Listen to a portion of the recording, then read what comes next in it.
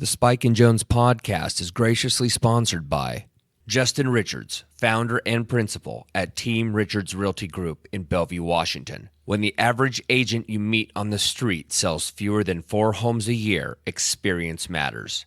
Justin and his team rely on more than 30 years combined experience, multiple financial market up and down swings, and hundreds of properties sold when advising their clients on their next sound investment or pricing a home for sale.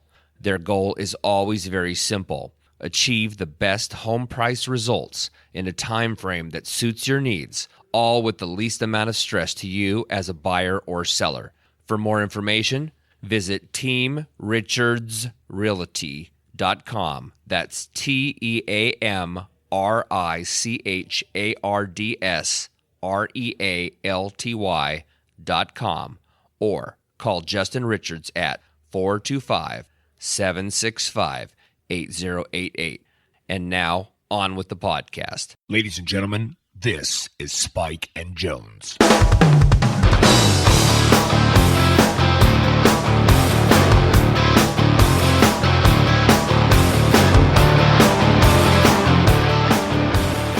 That's nice. Oh, I know. I went down to level C, parked it in a corner, set the That's phone good. alarm. This probably all could have been on our podcast. No, that's cool. People care about my care. hangovers. Well, I did record everything. Good. It just sounds from a distance. Oh, does it? It's got that It's hung? room noise thing. So this guy. wait a minute. So this weekend, is this the show with Blue Oyster Cult this No, that show is 3 weeks away. weekend? Okay. We will play July 30th Okay. with 2 of my my hero bands growing up. Yeah, Foghat, right? BOC, Foghat, Blue Oyster Cult, and Spike and the Impalers. Yeah, that's going to be awesome. A night full of legends and a bunch of wannabes. I saw Scott on Facebook yesterday asking, Saw like, that. what do I need to beside know? the big 3 of BOC, you know? I'm a huge Fire of Unknown Origin fan. I love that record.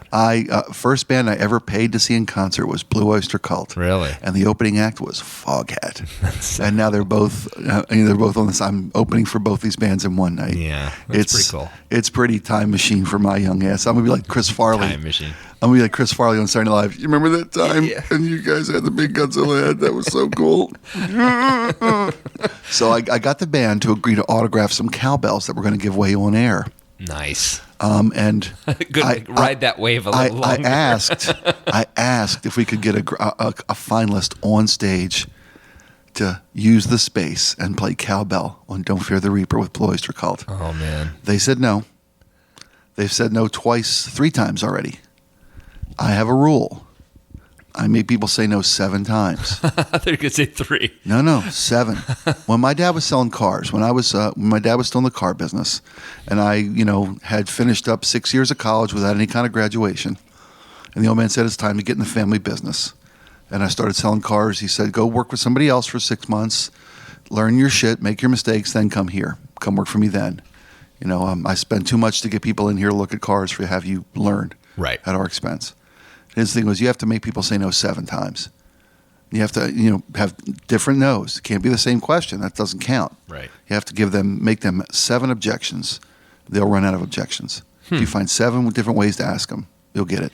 And it works for the most part. I mean, there's always exceptions, but so I've asked 3 times for having our winner on stage with BOC. Yeah. I was just a big fan when I was selling stuff. I guess I still am probably. Fire of Unknown Origin is a great record, man. Oh. Yeah.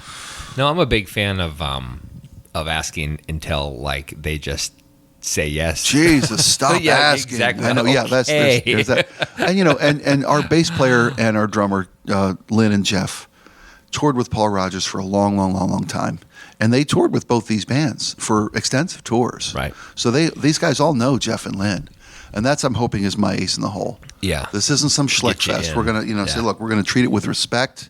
This is a bucket list for somebody. This is, I mean, you wouldn't believe how many clients have said, "Can we do it? Can we get up on stage with these guys?" Yeah. I mean, That's great. I'd like to put them, because I don't know if you've ever seen the Tulalip Amphitheater. No, I've never But been. there's, I've actually been to the casino, but I've never. You should come to our show if you'd like to, please, Okay. please.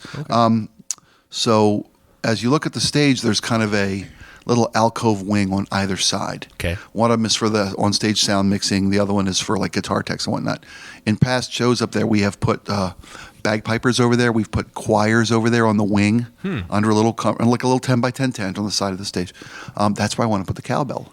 I want to put one guy with a microphone that's not turned on. Just have him fill the space, use the space. You know, work it. You're not using the space. You know, my buddy Craig Gass, great comedian. I've told you about him before. Yeah. He does Christopher Walken better than Christopher Walken does Christopher Walken. He does an amazing impression. So my idea is to have people qualify on air and have Bruce Dickinson, record producer, on to critique them. Oh my God, that'd be great. You know, I think it'd be phenomenal. So I've been reaching out to Craig on Twitter, saying that when he comes back, so he's in town. He's going to do a show at the Neptune at Christmas time, I think. Yeah. So we should totally go. Yeah. Oh yeah. Because we got to have him on the show, dude. Yeah. we got absolutely. We got to figure that out. Absolutely. You know. So what haven't we talked about? I mean, we haven't seen each other in 2 weeks. I know. We had to take some time off. I was busy transitioning stuff. Life, etc. And now I'm in the middle of a fast because I'm an idiot. Yeah, well, you needed something to do. Yeah, or not do, like eating. You know what blows me away? So my the wind when you fast. Thank you. Yeah. Yes. No, but my routine is coffee friendly. Yeah. Right. Latte, mochas, things like that. Right. And not doing that, I literally got up this morning a half an hour later just because I didn't have to stop at a store to get a coffee. And then when I got to my office before when I set all my gear down in my office before I came here, I was like, what am I supposed to do? I know, I mean, right? it's I know. I walk in and what do I say? Let's go get coffee. And I have to say no. You're like, I'm not drinking. I'm like, well, I need coffee or I'm not thinking. So let's do that. The thing is I know I could drink, black coffee. I'd be fine with that. Okay, I so get the caffeine, etc. So you're milk fasting, but you're dairy. Well, no, I'm truly fasting. I'm doing the Jesus in a desert fasting, like water only. You got one loaf, one fish. That's all you get. I don't know. Is that the Jesus diet? One loaf, one fish. You can share it if you want to, but it's going to be gone in a day. But he just keeps touching it, and it just boom. There it is. Yeah, there's another one. That's another one. No, I imagine Jesus in Last Temptation of Christ, where he draws the circle around himself, and then 40 days later he hears a voice that says, "Get up," and that's enough. Wow. Right? That's I know. I will know when it's time to stop. Okay. So you're not. I'm not doing setting it for a goal. religious reasons. Of course not. I know you're on solid ground. Yeah. I think as I know you. Thank you. You're on solid ground. Thank you. No, I'm doing it just to lose weight. Truthfully, cool. I'm doing it to. So there's this great book called Tools of Titans, and it's written by Tim Ferriss, who wrote The 4-Hour Body, The 4-Hour Work Week, and he's a guy who does tons and tons and tons of research, interviews a lot of people, and then applies the science to himself. Okay. And when I had read that particular chapter on ketones and exogenous ketones and all these weird scientific terms. I love the Ketones. I know. Their tribute to Elvis great was band. Phenomenal. Yeah. All women, though. Very strange. I know, right? Strange. But somebody called, by the way, the last sidebar. Last night somebody called Nate and I the comedy act of Elvis and Costello, which I thought was funny as shit. That's good. I've never actually heard it put that way. I know, me neither. I think he screwed up, but it was just dead on accurate and dead on funny. Elvis. The comedy team of Elvis and Costello. Oh, man, I totally wish I had thought of that. That's great. It's funny how stuff like that is right in front of you. Oh yeah, just that's miss it. Stevie Wonder Bread. Oh, yeah, you know. Yeah. Shush, we're gonna be stuck. You in should a whirlpool. see how good it tastes. So if I'm very good, nutritious, vitamins and all. If I am lost in our talk today. I'm sorry. No.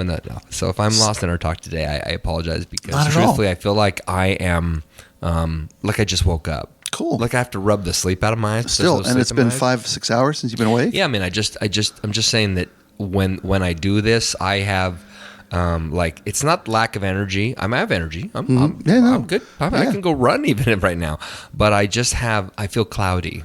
Really? I can't feel focus. I feel like I'm in this weird, like I'm hungover. Actually, The mist. I do. I feel You're like in the mist. I'm in the mist. Yeah. It's time to kill demons Okay. Better them than you, buddy. and kill everybody except myself. That's and when then you- discover the mist went away. It's just back to back. Did you Whatever see comes that close. movie? The Mist? I did not. So, don't watch it. Okay. Well, there's that. I love it. Really? I love it. Because it's just a gory fest and No, over the top, no, gratuitous. because it has the darkest ending in the history of movies. Really? It- Now, is that a Stephen King? The Mist? Okay. But see, And it's where the mist comes over a small town. Yes. Right. A waterfront, in New England. Maine or something. Yeah, yeah. Well, always it's in Stephen Maine. King. Yeah. It's How come you don't write any high desert pieces? yeah, a mist, a very, very dense mist rolls in, and inside the mist are creatures that are ready to destroy you, kill Nice. you. You know, Sweet. and it's basically the entire town who's left is trapped in a grocery store, and then of course it's a cross between those who are highly religious and those who are not, and so they're claiming this is a judgment by God. And, Nice. and it's really, really fascinating. Kind of a damp rap. Yes, Thing. but what's really great is, excuse me, Frank Darabont, who directed one of our favorite movies, right, The Shawshank Redemption, directed this, Okay. and he decided to take Stephen King's ending and completely turn it on its ear. So he rewrote the ending. So if you had read the book, And the ending just knocks you over. you wouldn't even be kind of prepared for the ending. Wow. And Stephen King, and so I can't say it because even though, it's been out for a long time, I don't want to spoil it because there are people who should check it out. I highly recommend it. Cool. You would despise it because it has such a brutal ending. Really? I've never seen an ending where I just literally was like, my mouth was completely open. Yeah. It's just shocking. Did King approve of that? The ending? He didn't have to because they No, I don't mean did he give his Oh no! did he give his permission? No, that's what I'm getting to. Okay. He watched it and he called up Darabont and said, "I wish I had written that." No shit. Okay, that's good. Phenomenal. That's the highest praise available. Yeah. Wow. And I mean, so Cool. So it's awesome. Now I gotta watch Yeah, the yeah. Mist. You gotta watch it. It's really, really good. But you're literally gonna go Have you ever seen the Mist football team, the lingerie football team? I have seen. It's not what you'd expect. In the ending, they all don't fall out. They don't fall out of their clothing. It's the most disappointing ending. I can't follow the ball.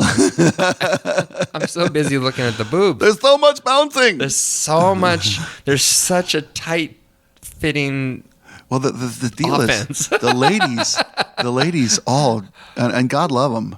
They probably, in my current physical condition, they could run circles around me, but they all deem themselves or consider themselves to be real football players. Yeah. They go for it. Oh, God they love do. them. They go for I it. don't even know how they do it. How Now they that being dress. said, that being said, my brother and my nephew were involved in coaching a legitimate women's football league team called the Tacoma Trauma. They called themselves, which is a great team name, by the way. They had a sponsorship from a medical facility or something, so they came up with the Trauma. Well, I think it was just a phenomenal name. But these women strap on pads and they run full offensive line plays, and some of them are just They're just running with Kotex. straight out of Purdy, man. These women are a force. Why'd you say that? That's just brutal. Did you see strap-on pad? Strap-on pad. I totally missed that. And you're the one in the mist? Yes. I think not. You're as sharp as a tactic. Yes. Maybe there's truth to this, right? That going into. I'm sorry, but going into. See, I can't remember thinking what I'm in currently. Yeah. Going into a fast somehow gives you mental clarity. I can believe it. Sure. I mean, I've read this over and over again. I don't believe it because I don't feel clear at all. Well, you're not. It's a different kind of clear for you. You're used to having a quickness and a sharpness, whereas now you have access, unfettered access. So before it was like a sugar high. Well, or that you had to move through shit, but you're moving through it fast and efficiently, and now you have just a clear Maybe path I to see what the you world need. the way it really is now. Oh, God help you. Maybe that's why I noticed your beard was so white today. Yeah, well, I had it bleached. I didn't. So you're going to say... I was going to say, I don't remember. I don't remember. Don't do that. That never helps. All of a sudden, all I can see is Trebek. Trebek, your mother. I love that. I don't know what I was going to say. It's okay. So clearly it was purposeful. Well, we were talking about. No, you were talking about the football thing. Yeah, the women of Women of the Mist. Yeah. And I guess all I'm getting at with that whole thing is I remember what I was going to say. Okay. As I had something to say, but now that's okay. Mine's useless, so maybe I should let you go. No, it's okay. They were selling a flotation device for a pool, and men couldn't see what was wrong with the design. Women saw it immediately. It's 6 foot long, and it looks like a big floating maxi pad. It was contoured in the middle, and it had ridges up the front, and it was. I'm like, no, you can't see what the problem here is, guys. Seriously, as a husband and the father of daughters who has shopped for these products, I know. I guess, but the guy who designed it, how'd that miss the product review board? There you go. R&D. There you go. So here's the topic of conversation today is embarrassing purchases. Okay. Wow. So look at I owned a Renault car. I win. Look at that clarity. Clarity right there. I've got it. I owned an AMC Eagle station wagon. That thing was a tank. Oh yeah. In the sense that you could kick it. I did it. Kicked it as hard as possible and couldn't dent it. Yeah. Mm-hmm. Terrible car. Well, $500 and had a vacuum leak. So everywhere I drove, but it worked. Sure. I drove it into the freaking ground. How many miles out of that engine though? Yeah, that's a good engine. 245. Nice. Yeah. I mean, this is 20 years ago that I owned it. AMC Jeep. So it was 20 years at the time. But Eagle, still, you bet, it was just man. absolutely freaking driven. And it was one of the, it was the 4-wheel drive version, right? The elevated. It looked so stupid. Yeah. Straight out of Chevy Chase. Yeah, but I didn't care. Sport family truckster with optional rally fun pack. No, what it made me think of. Blue. what it made me think of was purchasing things like condoms. Yeah. So when you're younger, at least it was the case for me. You couldn't readily get condoms at stores. You had to, you always had to get a prescription or you had to go at least to a counter and they'd had to sell them to you over the counter. So the last thing you want to do is like see your pastor or something. Right. You know what I mean? And so we always went downtown to this bar called the Spar. And in the men's restroom there would be a machine. Yep, the 50-cent machine. Yeah. You know what I mean? And they had everything in there, French ticklers and all that stuff. Right. But yeah, you'd pick that stuff up and then hope you could make it to the, if you know what I'm saying, to your event. But I couldn't ever do them at the store. And then as I got older, that stuck with me. So there came a time when I was, married and didn't want to have children and would have to go buy condoms. I was like, should I buy the Magnums just to pretend? That's right. Should I? They're still a little tighter than I am comfortable with. Do you guys have the extra Magnums? Yeah, I think they're called like the Bocephus or something. Magnum Plus, something. Yeah. I mean, it's so embarrassing. It's so embarrassing. I just hate that stuff. I don't even know why I'm talking about it, but I just hated it. Or buying jellies, KY, that sort of thing. Yeah. Remember the movie Superbad where they had bought condoms and lube? Yes. You bought lube? They were dating 80-year-old women. They're young girls. I love that movie. I know. Oh, Superbad's fantastic. It's a fantastic movie. Fantastic. I love the fact that they knew his name wasn't McLovin the whole time, but they're just letting him have his thing. They're just letting McLovin was the greatest, man. That's not your name. We're having a good time. I know, right? So much fun. Who has one name? Do you share? Sting? The fact that it's McLovin. McLovin. Just McLovin. So what have you done the past few weeks? Oh, work. Really? Yeah. Yeah. The band's playing, it's that time of year, events for the station, doing just enough sales to keep them happy. Yeah. Yeah, keeping busy. It's swim season. So my daughter's in swim meets and I have to hurry home on Tuesdays and Thursdays to see her swim, which is I love. Okay. In the last couple of years, I had the opportunity to do more. 2 summers ago, I was unemployed and was totally Mr. Pool Mom. Yeah. And last year I was in sales, so I was able to kind of buck out early in the afternoons and get up there and volunteer at the swim meets. And that's just what a great experience. That's so You know, cool. as a parent, to be able to just have that community and have that involvement in your kid's life. And this year it's super busy, so I'm kind of missing. I mean, I hurry up there and it's already started, and I kind of grab it by the tail and chase the meat around. You know, that sounded worse than it That meant. sounded pretty You know, bad. yeah. I get up there late and try to, you know, enjoy the meat. Yeah. You're totally setting me up. I know. I'm You're being very, you're very, clear very clear of careful. thought. I'm being very careful. That's okay. Well, I love my mom extra this week. Really? Well, my dad. So my dad passed away a year ago. Right. And but the last time I saw Dad was a year ago yesterday. So right. So you know what I mean? It's that weird. I do.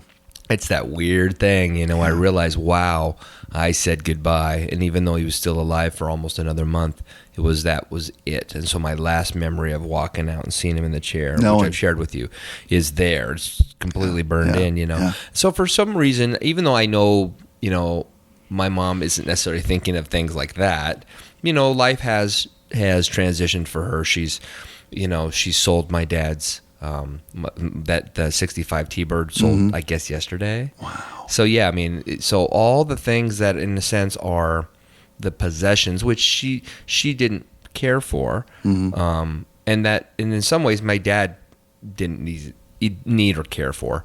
Those are going away quick. Yeah. And so right, that realization of, okay, this is life. This is who I am now. This is where I live. This is how things are. Is a strange thing, and she's not old by any means, but she's in her mid 70s, and she doesn't, she's had eyesight struggles for almost 20 years, and now they're getting quite bad. Okay. And so she told me the other day, and I'm thinking, like, how are you going to do this? She lives in Ocean Shores, so what are you going to do how are you going to get groceries? Right. Because I can't drive anymore. Yeah. She's getting to the point where it's too dangerous to drive. Right. In the day. And so it's just, I feel for her. I don't feel bad for her. It's life. This is life. But I do feel for her because I want her to have a high quality of life for her remaining years. I want her to be able to do what she wants to do, when she wants to do it, how she wants to do it. But with that comes the ability to see, hear, smell, all these things that we would like to have our faculties about us, and that is, well, something I want for her. So it's just been a tough time knowing that this is kind of happening now, and we have a family reunion coming up next week. So we're okay with it. Love you, Mom. But because she can't drive, we got to drive down to get her, and then drive her to Eastern Washington, then drive her back down to the shores, and then come home. So it's like, it's like 15 hours of driving to go to a family reunion, and that's okay. It's life. Is she still in the home that she shared with your dad? Yeah. Is that where she wants to be? Yeah. Is she gonna stay there as long as you can? Yeah, which, she seems to feel, I know she senses that might be coming soon.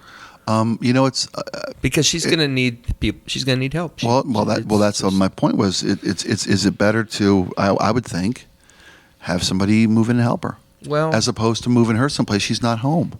Because here's the choice people face with, and God love you for being cognizant of not just where you are, but what's coming down the road. Yeah. Yeah, I'm not going to let it happen. People, I'm going to be proactive. right. People, have to give up where they are.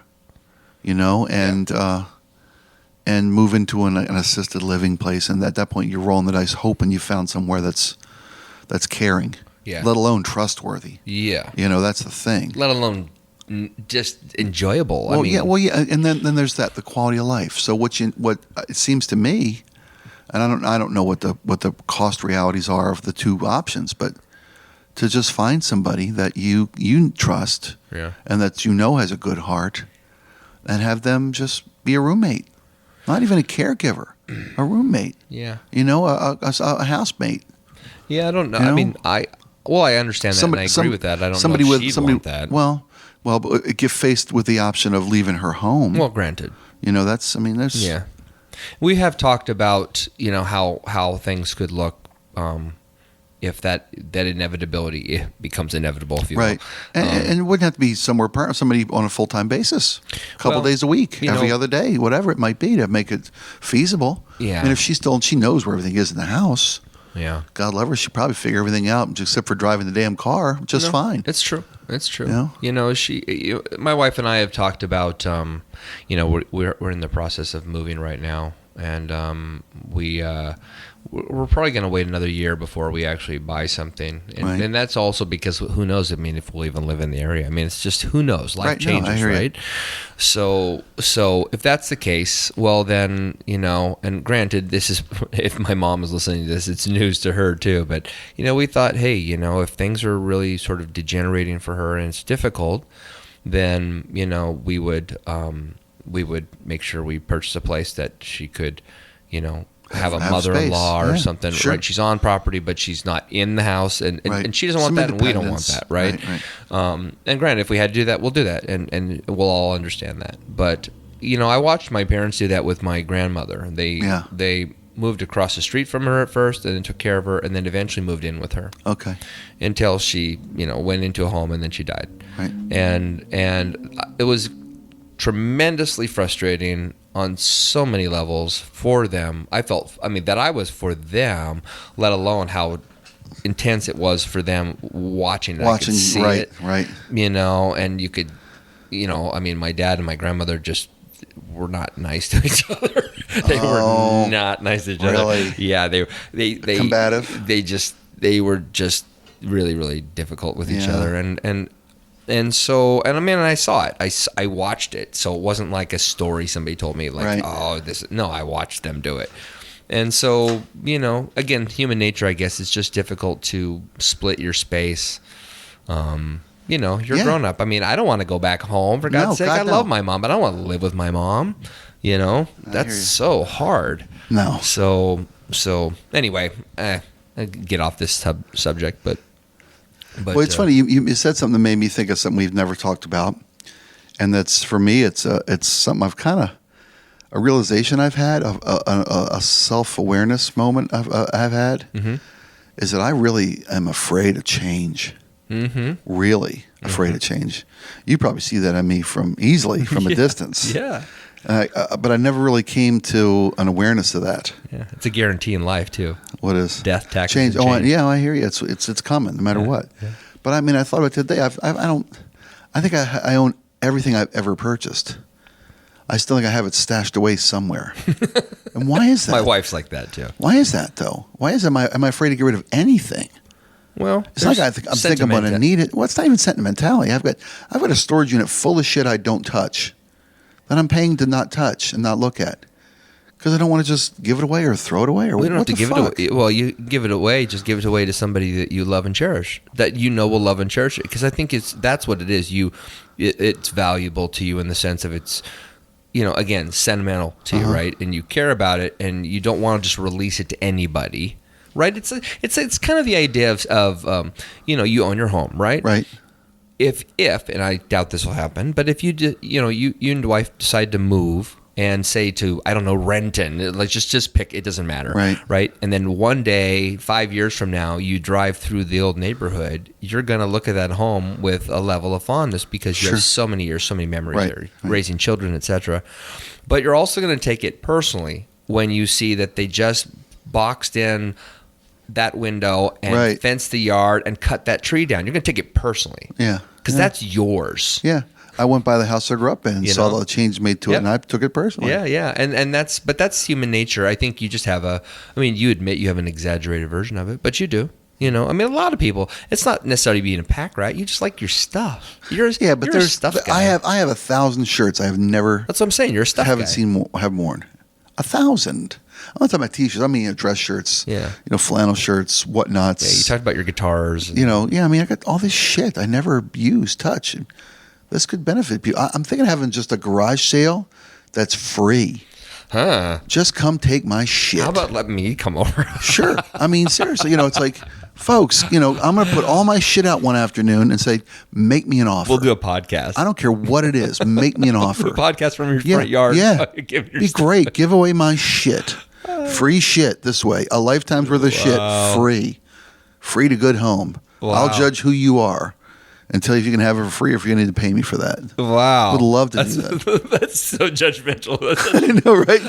Is that the greatest? I will decide if you get it for free. I don't like the cut of your jib, I don't like sir. the cut of your jibs. I don't. You strike me as an unpleasant person. You strike me as a cad. A ne'er-do-well. A scallywag. A scallywag. A rapscallion. I say you pay $2. rapscallion. That man gets it for free, but you, sir, you pay $2. You might want to take out that chapeau next time you barter with me. Well, barter sir. with one like myself. All of a sudden, it's the 1940s. Right, in here. but I just am, I don't like changing jobs. I stayed with Rivers forever. Well, yeah, but that's why people stay married when they hate their lives, too. Well, The predictability. Everybody likes to know that, well, it's not perfect, but at least it's something. It's comfortable. I know what's going to happen. I know what to expect. Yeah. There's a comfortable familiarity involved with it, sure. And I'm not talking about my marriage here, neither are you. No. But I see the point. Yeah. This year's been really great, I think, so far. I get to do what I want to do again. I'm doing what I have to do, and I'm getting to do what I want to do, Yeah. And I kind of bailed on the chance to change careers completely. Yeah. Because I like doing what I do, but also because it's change. It's something different, unknown. Well. And there was a bit of fear there. Yeah. But I mean, are they going to automate? I mean, when you look, and granted, we're not necessarily talking about your job in particular, but I mean, when you do look at a jack, for example, where with the exception of Lee Callahan, right, it is there's an no automated gig. And there's more of those than not around the country. Yeah. I mean, is my job going to be here in 3, 4, 5 years? Who knows? Yeah. I doubt it. I mean, Wolfman Jack doesn't exist anymore. Right. Well, he does. Yeah. There are people. I guess. There is still Fargo, North Dakota, maybe. Well, but there's a 10 to 20% of radio that is personality essential driven radio. Okay. Then there's 40% that's interchangeable and somewhat useless, just a pulse, and then there's automation. Yeah. So I'd say 20, 40, 40. Well, probably. talent is always going to be found. Well, that's it. That's the thing. If you have a unique content that attracts an audience, you've got value. Yeah. Yeah. So if you just stay above the tree line, and you're good. Okay, so basically you are like Prohibition era alcohol, right? The idea that hey, we're going to take this away, but they change their mind and then they bring it back and everybody goes, oh, thank God. Yeah, I guess. Hope. You hope that's what you're going to be. Yeah. There's still people want to hear you. So if you would change, what would you change? If you had the balls, maybe is a better way to put it. There you go. Because you don't. I don't. If you had the balls to change, what would you do for a living? Oh, I don't know. I do this for a living. Okay. I like doing this. Okay. Good answers. I do this on a beach. No. Okay. I do this in a beach town. Okay. I would. I do this in Delaware or Carolina. Okay, so if you had the balls to move somewhere, where would you move? Delaware, Carolina, probably. Because you just said it. Yeah. That's why I'd like to live on the eastern seaboard again. I'd like to live on the coast. On the so eastern what seaboard. don't you have the balls to do then? Well, it's not so much the balls. I'm here because we have roots here. My wife has roots here. It's my roots. It's not. It's a wonderful thing. You kidding me? It's a priceless thing. Yeah. My roots back east are withered. I still have family, but it's peripheral and it's more reminiscent than cognizant. And my fanciful romanization of the eastern seaboard and the east coast, the mid-Atlantic, it's all gone. It's what it is, and it wouldn't be what I want. I want a commercial. I want a dune in North Carolina with a breeze blowing on it and a little beach house looking over the surf. Yeah. You can never really go back. Yeah. I mean, there are places that are very, very similar. I mean, if we're talking strictly locations, for example, let's say I grew up in Missoula, Montana. Mm-hmm. Okay, Missoula, Montana is pretty much still the same. Yeah. I mean, it really is. Truly I is. agree.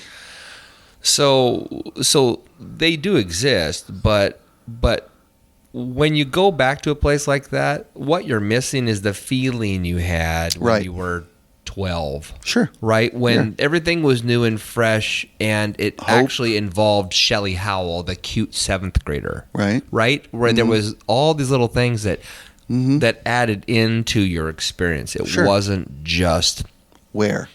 Yeah. and when, right? Because I mean, I think of Tonasket. I've talked about Tonasket many times in North Central Washington, and even though I only lived there for 3.5 years, they were absolutely formidable. I mean, formative. They, I lived there from 10 to actually almost 15, so five years.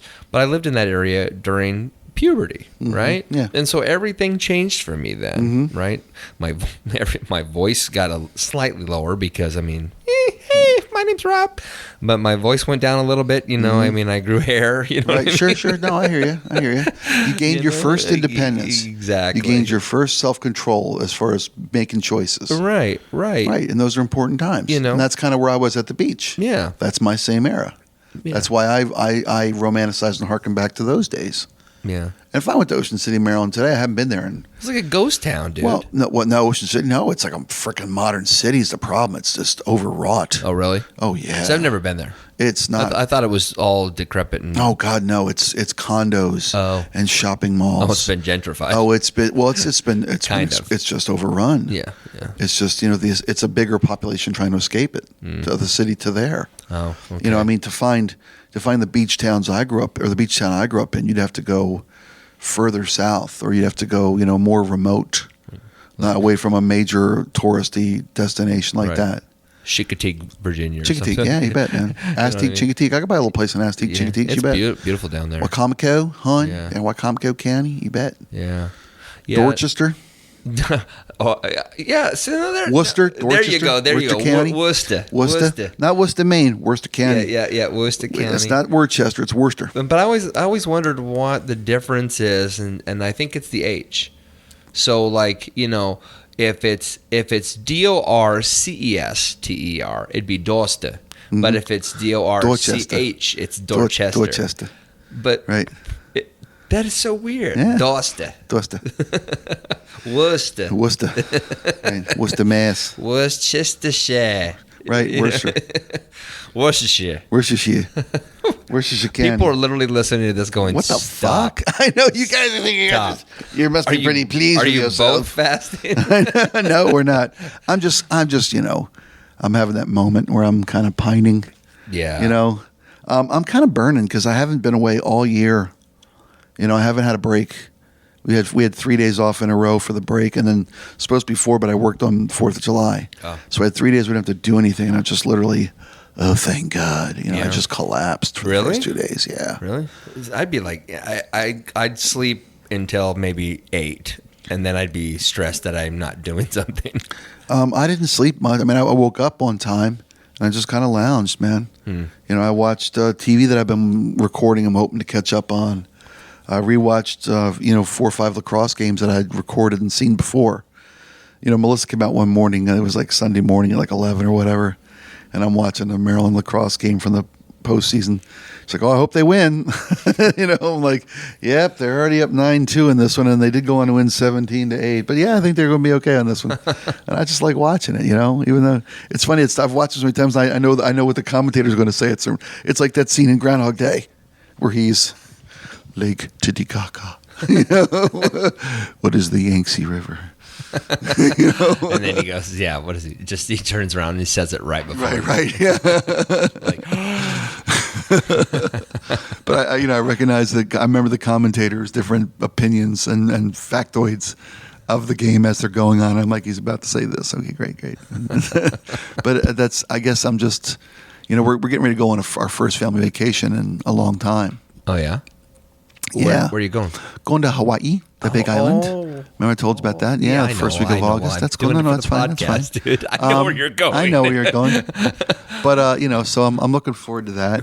But it's funny, when we used to, when we had the means to take the family away. You have the means. It's a different really kind of means. It is, but we used to have ample resources to do this kind of shit. We did it somewhat regularly. When you had like 3 penises full of cash. Right. Just so much extra cash. Magnum full of cash. Exactly. But I remember vacations being I was a pack mule, and never got to do what I don't say I never got to do what I want to do. That's just bullshit. That's self-pity bullshit. But it was always, what the kids want to do is what we do. I'm hauling shit around. I was a facilitator, and I guess a little worried about that being the case this time, but I really want to just go put my feet up and watch waves. Oh, you should. You know, You should. That's what I want to You do. should have a true vacation. That's what I want to do so badly. But see, here's the thing about that. I say that, and I can't fathom the idea. So here's the thing. I've got obviously 6 kids. Okay, 3 still at home, and then my wife and I. So anywhere we go, it's 5 tickets, right? Yeah. So if I'm dropping, I don't know, let's say $5,000 to fly to Tokyo. Right. Okay. Sure as hell, I'm not laying around. I'm doing stuff. No, I hear you. I can't go somewhere and relax. If I'm gonna do that, I'm gonna go home and sit in my front yard and read a book. Yeah. And I don't do that. Yeah. So the fact is I'm gonna sleep when I die. Yeah. Yeah, but I need to do nothing for a bit. Yeah. I need to. Are you the guy though that can? No. So I mean, well, if allowed to, yes. really? Yes. I think at least for a couple days, Really? Yeah. Days? I Yeah. could do it for like an hour. Like if Really? somebody said go lay out, I could do it for an hour, and then it'd get too hot. It Yeah. would bother me. but I get so bored, and I feel guilty. Like this is one life I have, and I have to live it. Well, I mean, everyone has their one thing they got to do when we're there. That's my wife likes to play that game. Yeah. Everybody come up with the one thing. Everybody gets the one thing they really want to do, and we'll make sure we do it, which is great. Yeah. This one wants to go snorkeling. This one wants to go on a sunset cruise. This one wants to zip line in the jungle. This one wants to learn how to surf. This one wants, that's great. Awesome. Yeah, and we'll probably get to do all that. That being said, though, when it's lounge around time, my one thing is just leave me the fuck alone. Really? It's not, but clearly I need a break. Yeah. Are you going to the? So which island are you going to? Hawaii. Okay. Why is the signal going to the left? Did you notice that? Is No. that happening to you? What do you mean? It's going. Well, I'm getting a signal jump back and forth. The sound is going all to the right or to the left. Really? just now. I haven't noticed that Okay. in my head. Well, Maybe it's you. no. Are you fasting? No, that's pretty weird. It's like Yeah. a phasing? stereo thing going on. Okay. Really? well, Is if it stopped? If that happened, it stopped. Yeah. Okay. Anyway, so Was it a blood flow issue? No. Okay. It really happened. You'll see. Okay. Oh. So no, you won't because you don't listen to this. I crap. don't. I do it once and throw it away. I would never listen to a show I've ever done. Not just with you. No, Ever. I know. I get it. know. Nobody's that important. No, come on. No, I listen to it for you. You're the I'm sweetest like, guy I know. man, I am hilarious. God dang, Spike cannot do this without me. Everybody says so. Everybody I talk So which to. island are you going to? Hawaii. You're going the to big island of big Hawaii. island, okay. On the Kona coast, And I was which I gonna say guess you're the still west going to coast. Yeah. Yeah. Nice. And we found a really nice big place for all 12 of us, to accommodate all 12 of us. Wow. And plus, on top of that, my oldest daughter and her guy are going to come too. Wow. And we got them their own little place just about a block and a half away from ours. Wow. So they have their own personal space. Sure. And then come Understood. visit the house. Yeah. It's going to be nice. It's got a view. It's got a pool. Nice. It's got 5 separate little living areas around a main house, so we can all have our own space and place. And That's so cool. Yeah. Are you going to kill a pig? do it to a road. We're booking a luau that we go to. Yeah. I'd almost rather hire a company to come in and throw us a fucking luau. There's going to be 14 of us, 16 if we invite, because my sister-in-law hits the big Hawaii 5-0. Oh, nice. And it's my wife's sister, and That's great. I didn't even think of that. I know, right? I should have done that. God dang it. I know. Ocean Shores instead. Yay. Look, a beach. It's too cold to get in the water. Look, a jetty. Neat. Anyway. And she's also got some other long-term friends of hers coming, and they rented a place close by. Yeah. So at some point there might be 14, 16, 18 of us. Well, Why don't we hire somebody to come and throw us a damn party? yeah. Bring some I would. fire dancers in. Throw a pig in the ground. Let's go. It'd be great. Yeah, that's what they say in the South. Throw a pig on a fire, get wasted. Yep. Yeah. Like, They pretty much say it just Makes like you that. spouty. Yep. Gonna get yourself some pastry and some pig and some Schaefer. Schaefer, the one beer to have. The only beer. that is one potent water. So you're going to Hawaii. See, I've never been. Never. Never been. I've to been Hawaii. twice in my life. It's one of those places that feels-ish kind of Yeah. to me. Well, see, I'm not a go to the beach guy, and Yeah. I'm not a sun guy. Yeah. Like, I mean, I will always vacation where it's cold. Like, Really? oh, absolutely. Really? My wife goes, when we go back to Japan this year, we should go to Kyushu. And I'm like, let's go to Hokkaido where it's cold, where it's snowing. Wow. Yeah. I want to go. I mean, I've been to Iceland. I mean, I've done all Interesting. these. Yeah, I don't want to go to. I mean, I do want to go. I do. I want to go to Hawaii. I've never been to Mexico either. Right. I want to go to Mexico. I want to go to. I don't know. Name the Marshall Islands or something. Right. Right. I want to do that. The Caribbean. Bora Bora. The I'd Caribbean. love to go to Tahiti, Bora Yeah, Bora. but I mean- somewhere in the South Pacific. That'd be great. It's just I just want the experience, but I don't know how long I last in the heat. Yeah. Yeah. But I think a nice What are cool we gonna breeze do, and read? a hammock under a palm tree looking at waves with a breeze blowing. Doesn't sound good. Look at the face you're making. To me, No, it sounds. it doesn't. That's sound why they good call at it all. paradise. No, it's not. Yeah, paradise is not fucking Reykjavik in a fucking It is. in a fur toque with a layers and boots and driving- gloves and driving boots and across gloves and gloves and boots. 50 kilometers of black rock and black rock and topsoil. fuck that noise. Awesome. It's awesome. Buddy of mine had a theory he would never go anywhere it's colder than he was. Well, it's like taking What a the vacation point? to the moon. What is the beach? Going to Iceland. Going to Iceland? Yeah. It's exactly. Why would you do that? Because I live on Earth. I want to go to the moon. I'd rather go to the sun. That's good. That's good. I want to go to Mercury, man. Get both sides. I'm gonna go to Uranus. That's good. We should have just cut the podcast right there, just like chunk. Yeah, no, I'm happy for you. I'm glad you get to go. I'm glad I get to go too. And God love my girls have been so good about not being able to do shit. We got through the recession. Well, so I'm going to give you crap about this. Okay. Because see, you admit this. You've lived a pretty freaking extraordinary Dude, life. it's privileged, white privileged, super privileged. white privileged. You've met your heroes. Yep. You've done the job you were built for and enjoyed and were paid handsomely for it for a very long time. Yep. And actually, I shouldn't say I'm going to give you a hard time about it because I'm not going to give you a hard time. But yeah, your experience is such a 1%er experience. Yeah. In the sense of what you did, accomplished, and then ultimately were paid for. That the idea of like not of your children weathering like a 2-year span where you didn't get to go on vacation blows my mind. Yeah, that is some serious bullshit, isn't it? Well, It really no, is. I mean, think but it's to be- cool that you do it, and it's because you're you. Look, I'm sorry for interrupting you, but you're you. If you were a pretentious douchebag, I would give you shit about it. Yeah. But you're not. You're a really good guy, and you genuinely want your children to be able to have these experiences, and you feel bad that you haven't been able to provide them. And I love that about you. Well, I think that's wonderful. We invest in my kids' education. We send them to a private school. So when all her friends are going away on vacations at spring break or over the summer, and she's not, yeah. she's What's going wrong to with camp. me, Dad? Well, no, she's never said that, or well, I know, but what I'm saying. But I'm the one who feels it. Yeah. No, I mean, but we invest. We make sure she gets to go to the camps in the summertime. She's going to go to sailing camp this year. That's white privilege as hell. Seriously? Yeah, I mean, a week to learn how to use a little sailboat on Lake Washington. That's going to be fun. Okay. And she goes to rock camp.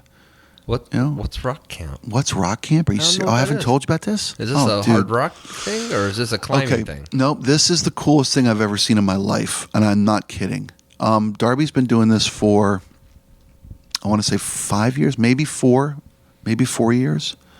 I think this will be her 5th year. Rain City Rock Camp for girls. It's School of Rock. Oh, Okay. okay. But it's all girls. All the instructors are girls. So hot. All the you'd think, but no, I'm just kidding. You're like, dude, it's my daughter. It's my daughter. And It's ages 8 she's through. 12. She's 13 now. Oh, that's that's cool. right, she's It's ages 8 oh, through gosh, she's a 15. teen, so we're good. It's 8 through 15. Okay. Okay. All the instructors are girls. All the guest musicians are girls. Wow. The classes are about every day they have a music lesson. They have band practice. Right. They come in it's a week-long camp, Monday through Friday, and on Saturday there's a showcase. On Monday, all the girls are put into bands. Oh. You're bass, drum, guitar, vocal. Mm-hmm. You're a band. Bass, drum, guitar, vocal. You're a band. Bass, drum. They have so many places for bass, so many places for guitar, so many places for drums, so many places for vocals. and the girls are in a band on Monday. Start writing a song. Start working it out. Come up with a band name. Come up with a logo. Every day. It's about conflict resolution. It's about acceptance. It's about arranged marriages, anti-bullying. It's about figure it out. That's the whole camp's about. It's about girl power.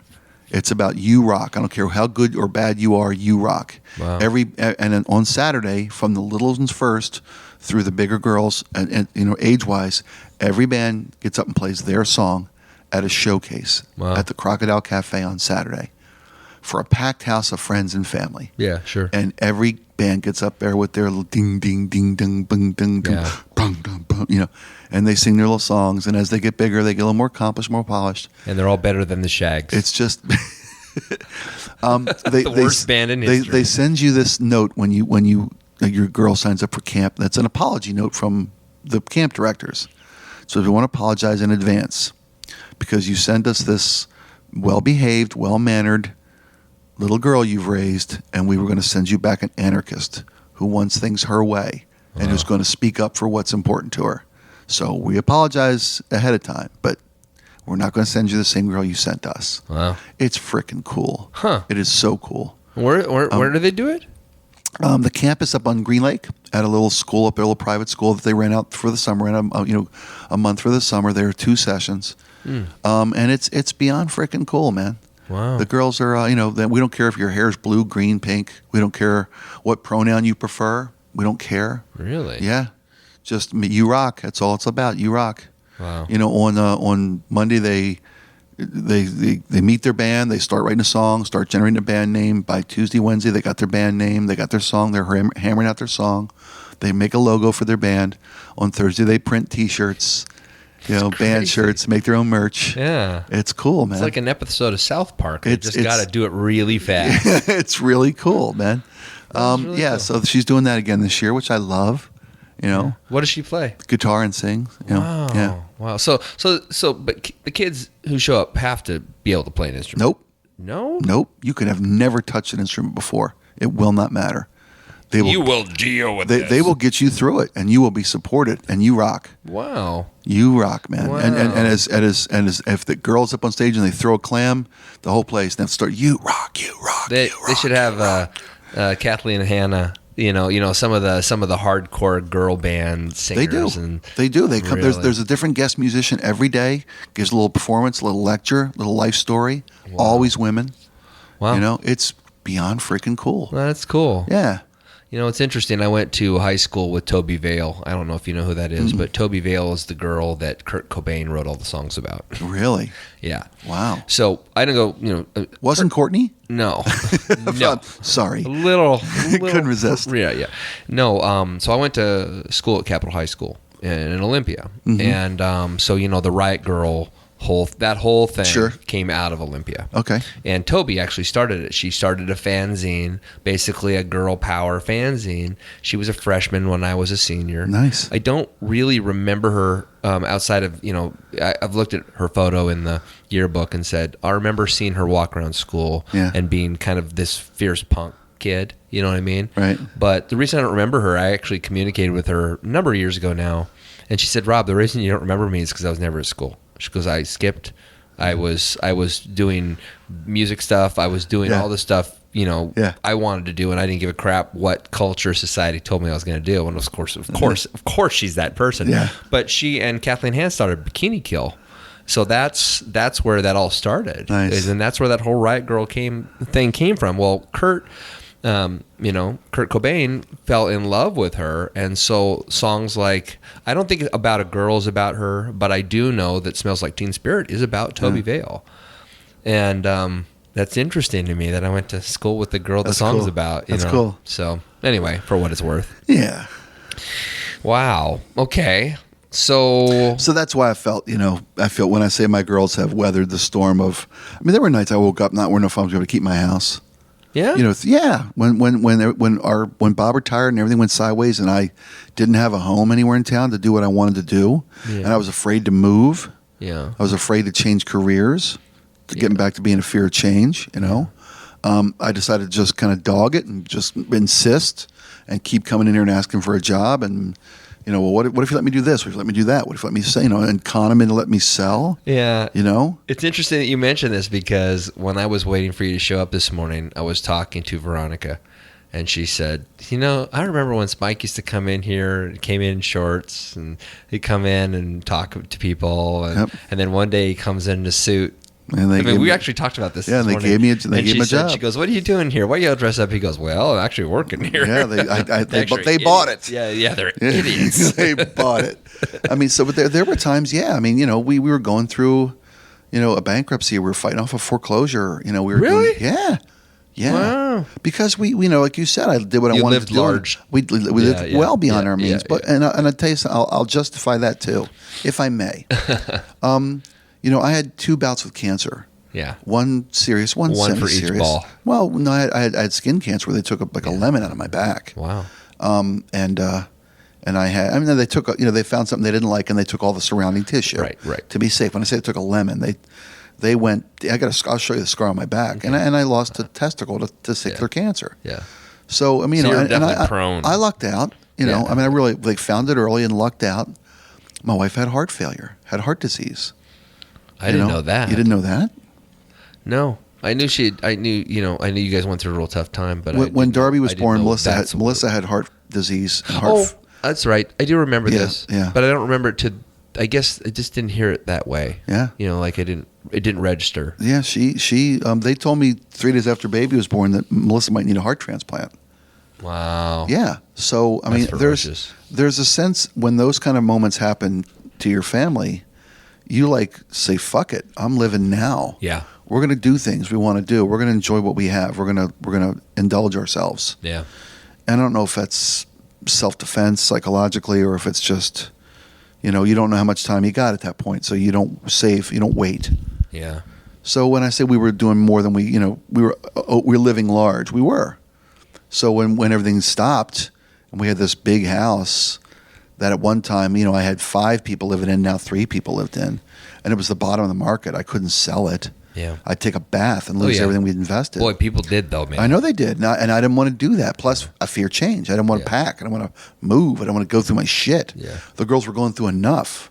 You don't have to upheave from Darby's the home she knew that she was growing up in. And Melissa's the one thing we had was we had a home. So we fought our way through it. And there were nights when I didn't know if we're going I didn't know how we were going to do it. But we did it. And we got through it. Yeah. No, it is amazing. We've all heard the term hindsight is 20/20. It's amazing you look back and go well, I can see how I survived that. That's pretty cool. But there are so many times when I look back at just experiences I've had where that didn't make any sense. I mean, that would be like those proofs of God moments where I'm like, okay, somebody cared because I couldn't help myself. Yeah. I could not do it. Yeah. It was official. Yeah. I had been given the stamp of disapproval. Well, you know what I mean? Well, at that point, to me, it's funny. I always equate things to a scale. Right. And I've put more money into the karma bank than I've taken out. I like to think. I've done some shitty stuff in my day, but I think I've done a bunch more good than bad. So when you get through moments like that, I think there's a bank.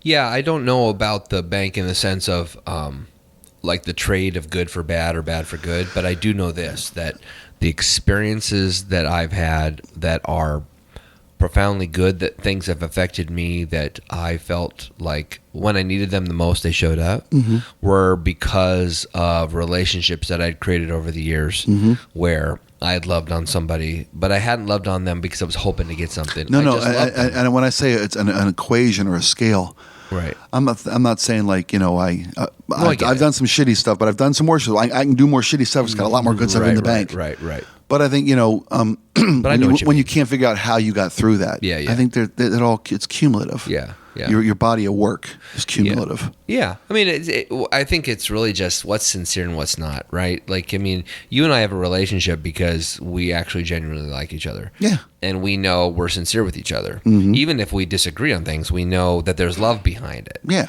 Right? And I think that's what separates it. If it were just me coming in here, a year ago and saying, hey, I really want you on the podcast, and I'm going to take advantage of everything I can get out of you. And then, by the way, can you connect me to all these people? And by the way, I'm going to do this and this and this. And hey, thanks, man.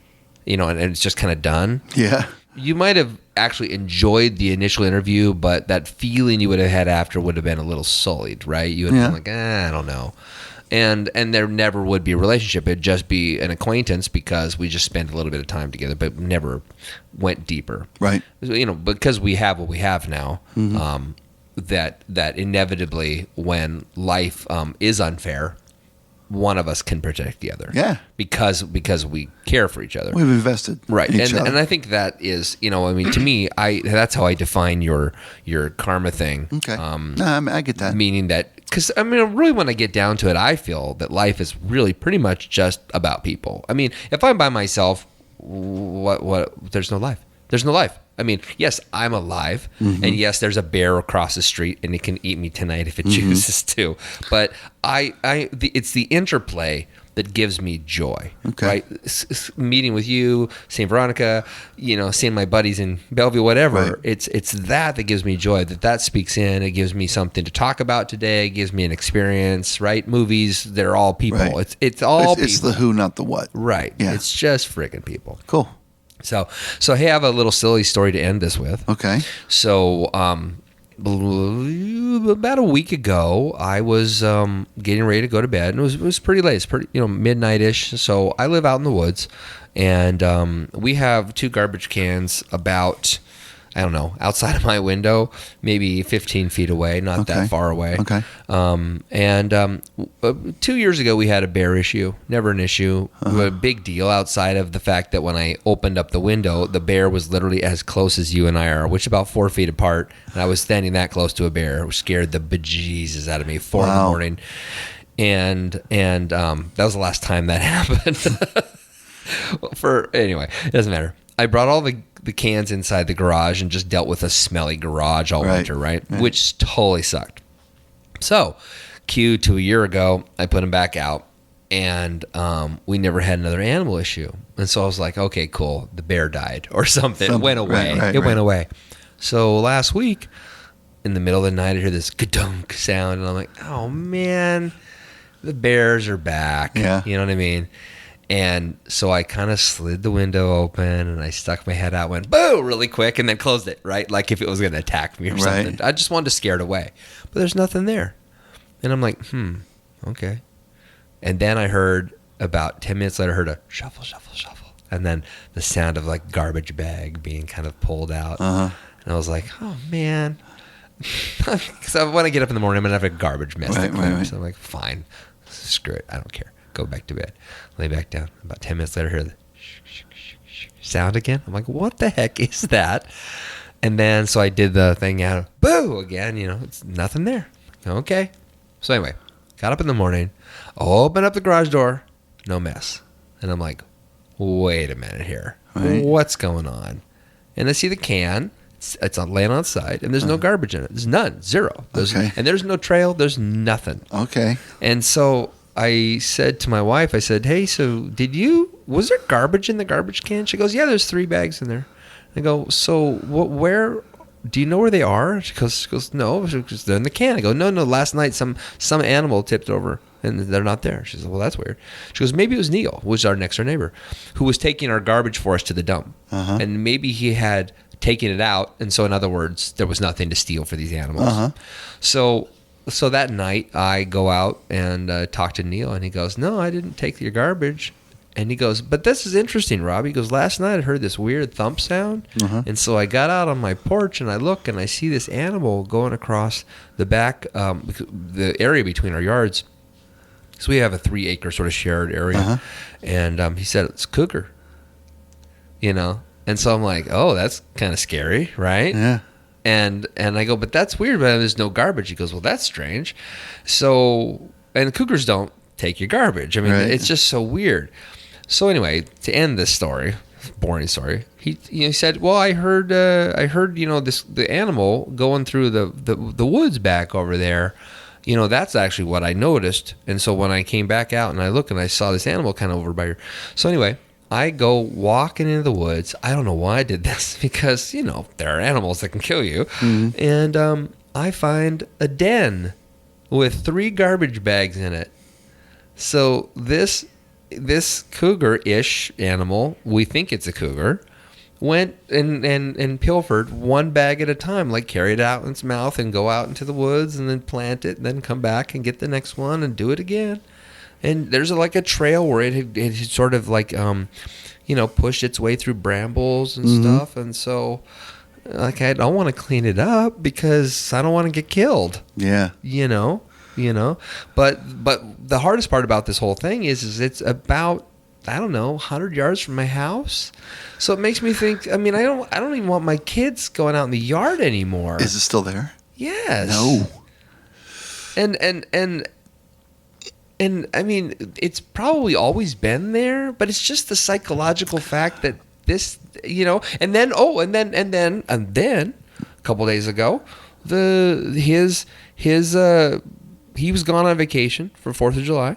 And I walk back there because I'm kind of curious. And there's a new bag back there, and it's from his garbage. And now it's all torn up, right? So his kids come out and clean it up. That night, so day before yesterday, my can tips over again. So it's here. Yeah, it's not and it's, like it came once and it's gone. No, it's here, hanging out, waiting. Right. That scares the crap out of me. Yeah, it should. You got kids. Yeah, and little kids. They can't let that thing roost. No, and I told him, I said, Neil, just if you see it, shoot it. Yeah. I mean, I don't even know if that's legal, but I don't care. Well, you got kids. If you see it, shoot it. Just shoot it. So, you didn't hear this. No.